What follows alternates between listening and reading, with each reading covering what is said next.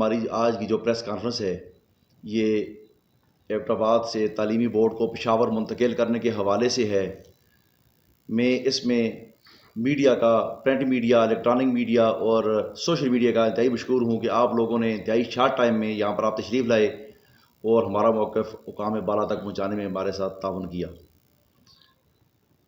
بڑے افسوس کے ساتھ ہمیں کہنا پڑتا ہے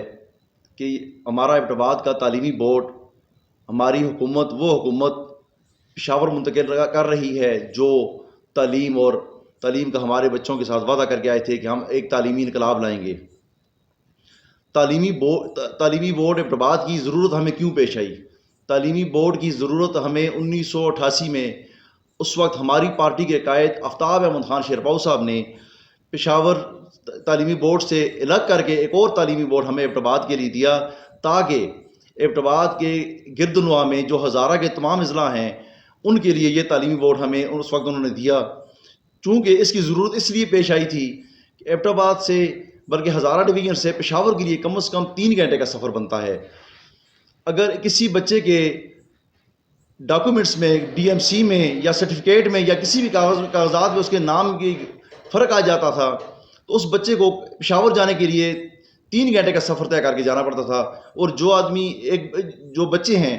وہ اکیلے جا بھی نہیں سکتے، ظاہر ان کے ساتھ ان کے والدین کو بھی جانا پڑتا تھا، تو ایک دن ان کا پورا وہاں پر لگ جاتا تھا۔ یہ صرف ٹائم ہی ضائع نہیں ہوتا تھا، اتنا ہی زیادہ اس کے اوپر خرچ بھی آتا تھا۔ لہٰذا انہوں نے یہ تعلیمی بورڈ ہمیں اس وقت ایبٹ آباد میں دیا۔ تعلیمی بورڈ کی قدر ان لوگوں سے پوچھو جن لوگوں نے 1991 سے 1990 سے پہلے 8ویں 10ویں یا اس سے F A, F S C یا بی اے کے امتحان جنہوں نے پشاور بورڈ سے دیے ہیں، ان لوگوں سے اس کی تکلیف کے بارے میں آپ معلومات کریں۔ آج ہمیں انتہائی دکھ ہو رہا ہے کہ ہمارے بچوں کے مستقبل کے ساتھ کھلواڑ ہو رہا ہے۔ ایک تعلیم جو بچہ ہمارا ایبٹ آباد میں وہ 200-300 روپے میں جا کر اپنے مسائل حل کر سکتا تھا، اب اسے پشاور جا کر کم از کم نہ صرف دن ضائع کرنا پڑے گا بلکہ 8 سے 10 ہزار روپیہ خرچ کر کے بھی آنا پڑے گا۔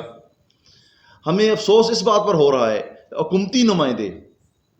نمائندے بورڈ وہاں پر منتقل کرنے کی ہمیں فائدے بتا رہے ہیں۔ مثال کے طور پر میں کل بھی سن رہا تھا، ہمارے ایک حکومتی نمائندے بتا رہے تھے کہ اس بورڈ کا سب سے بڑا فائدہ یہ ہوگا پشاور منتقل ہونے کا کہ